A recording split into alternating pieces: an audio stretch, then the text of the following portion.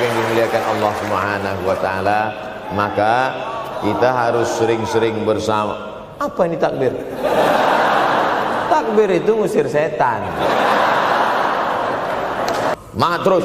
Semangatnya apa? Semangat ingin membahagiakan orang tua. Kalau lupa, tulis. Biasanya mahasiswa ini kan suka lupa, tulis di dinding kamar. Semangat bahagiakan calon mertua. Syukur-syukur nggak usah diomongkan dulu, kasih surprise. Senang. Mama, ayah, ini gaji pertama. Dia buka, tengok 700.000. Yang dimuliakan Allah Subhanahu wa taala, maka kita harus sering-sering bersama. Apa ini takbir? Takbir itu ngusir setan. Tadi saya ceramah jam 4:30. Sekarang sudah jam 5:30 Artinya saya sudah ceramah 70 menit. Ini sudah keluar dari kode etik. Karena di mana-mana saya ceramah 60 menit. Kenapa bisa Ustaz Somad ceramah 70 menit di Universitas Ahmad Dahlan ini? Kenapa? Semangat. Semangat yang membuat kita. Padahal berdiri lagi. Tahan. Belum sarapan lagi. Tahan. Artinya apa?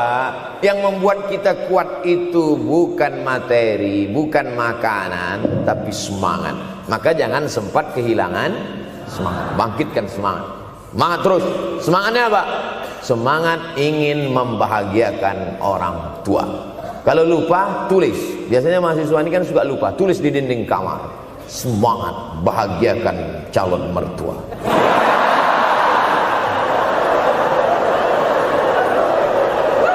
Nanti teman kos-kosan datang ngelihat, loh, kata Ustaz Somad kan orang tua, kenapa ente buat mertua? Sedangkan mertuaku saja kebahagiakan, apalagi orang tua.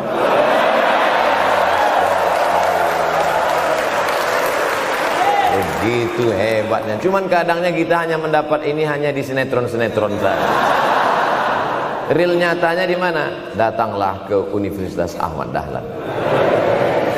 Jadi hidup ini harus ada target yang mau dicapai. Banyak orang targetnya nggak benar. Saya ingin menjadi orang yang punya kepribadian, Pak Ustadz. Rumah pribadi, mobil pribadi. Target bahagiakan orang tua. Gaji pertama kalau kerja nanti umroh. Oh, gitu. Ma, doakan. Nanti kalau aku kerja, insya Allah gaji pertama nanti memberangkatkan umroh. Syukur-syukur nggak usah diomongkan dulu, kasih surprise. Senang. Mama, ayah, ini gaji pertama. Dia buka, tengok 700.000.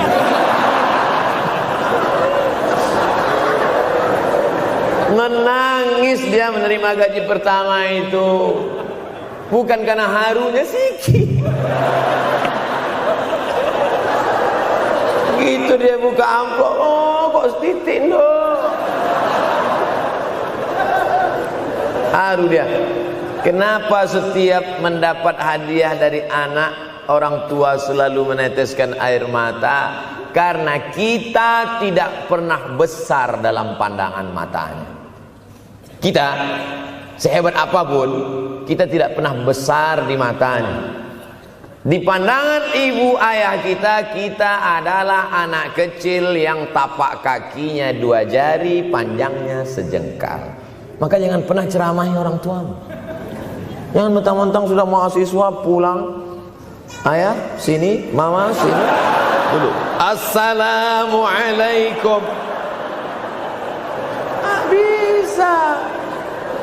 Karena kita tidak pernah besar di mata orang tua. Kita tetap kecil.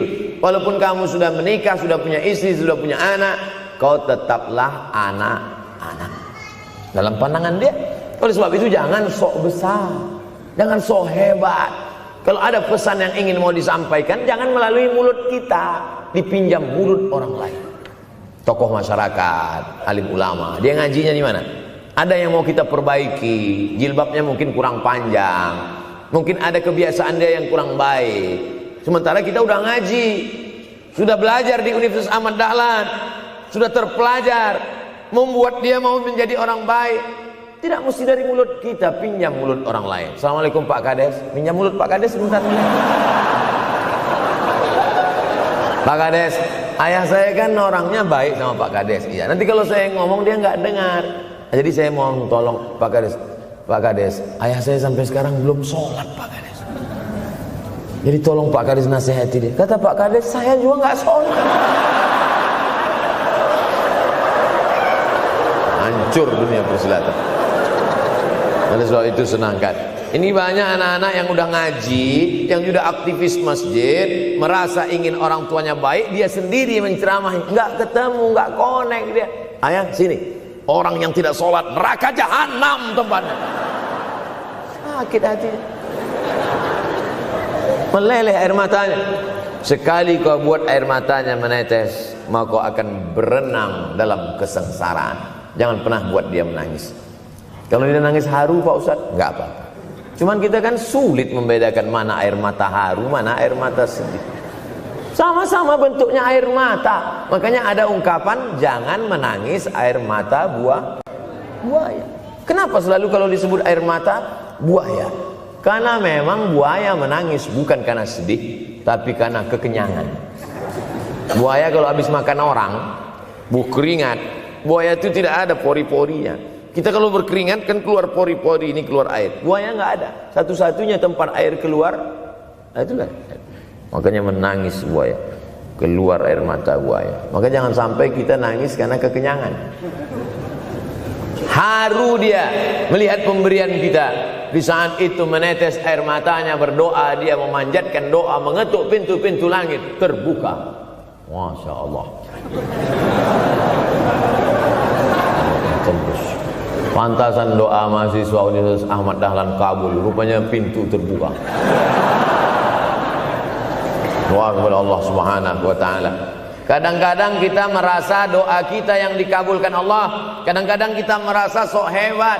Setelah dia meninggal dunia, barulah kita sadar rupanya selama ini kita hanya menumpang doa. Numpang, bukan doa kita yang dikabulkan Allah ternyata, tapi doa dia. Tapi dia tidak pernah cerita itu. Dia nggak pernah ngomong. Apa pernah dia panggil kita? Sini sebentar. Aku sudah capek doain itu. Nggak pernah dia bilang itu. Dia cukup mengadu tengah malam, ya Allah, anakku ini jadikan dia berhasil kuliahnya, ya Allah. Sudah hampir 14 semester nggak selesai-selesai. Dia mengadu kepada Allah Subhanahu wa taala. Ma, aku susah ini sekarang. Susah kenapa? Skripsiku ditolak terus.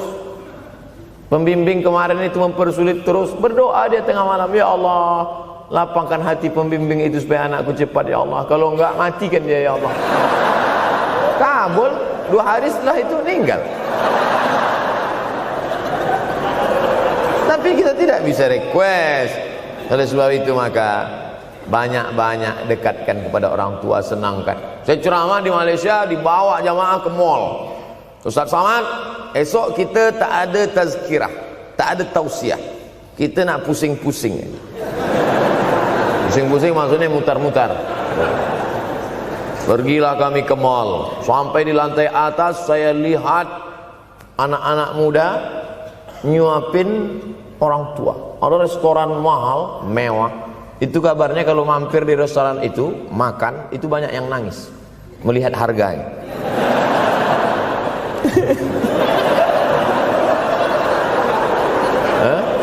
Ada saya lihat anak-anak muda yang ganteng-ganteng, perempuan yang cantik-cantik menyuap orang tua. Orang tua yang sudah tak berambut, sudah perempuan tak berambut lagi, rontok saking tuanya, kulit sudah keriput. Duduk, didorong pakai kursi roda, dibawa ke mall, sampai di itu diberikan restoran tercanggih, termahal. Dia sendiri yang menyuapkan makanan. Ternyata bagi saudara-saudara kita Tionghoa, salah satu mengundang berkah menyenangkan orang tua. Itu keyakinan mereka. Kok kenapa yang dikasih makan? Ya oke lah. Ajaran kita mengajarkan tapi kita tak amalkan. Ketika tetangga, kawan, sahabat kita mengamalkan, rezekinya melimpah, baru kita heran. Dia kok kaya ya? Iyalah, dia kan punya tuyul. Tuyul mana bisa bawa duit banyak? Nih keberkahan. Oleh sebab itu, jangan cuma sekedar ngaji-ngaji aja. Pulang dari sini, kalau memang tinggal di Yogyakarta atau di luar nanti pas liburan, sisihkan uang, bawa dia ke mall, bawa dia ke restoran, senangkan hatinya, bawa dia jalan-jalan. Cuman tetap juga yang logis. Kalau dia udah tua, janganlah dikasih kacang goreng. Sesuaikanlah, agar-agar kasih. Ini nggak perlu dikunyah. Kiri kanan gol, kiri kanan gol. Orang tua bawa kasih kacang, menyiksa itu. Saudara yang dimuliakan Allah Subhanahu wa taala, kenikmatan yang terbesar adalah ketika orang tua masih ada bersama kita. Kalau sudah tak ada nanti saat Idul Fitri, Allahu Akbar, Allahu Akbar, Allahu Akbar, la ilaha, barulah menetes air mata. Mama. Saya kalau sudah menengok orang menangis terlalu berlebihan mengenang orang tua, ini pasti ada, kalau bahasa kampung kami, something wrong. Pasti ada sesuatu ini. Karena orang kalau sudah habis tumpah, dia tidak akan menetes lagi. Tumpahkan kasih sayangmu itu sampai habis ludes, dia tidak akan menetes lagi. Tak ada penyesalan, karena semua sudah kita berikan. Kalaupun menangis hanya tetesan kasih sayang. Tapi kalau sampai mencakar dinding, mama, ini pasti. Saya kalau ada orang yang menyesal sampai mencakar dinding, mau saya antukkan aja kepala yang gede. Dulu waktu hidup kenapa enggak opsi?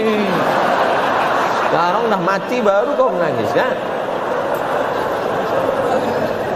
Senanda. Nah, tapi tentu sesuai kemampuan kita, karena kata Allah, la yukallifullahu nafsan illa usaha. Allah tidak membebani orang lebih dari semestinya.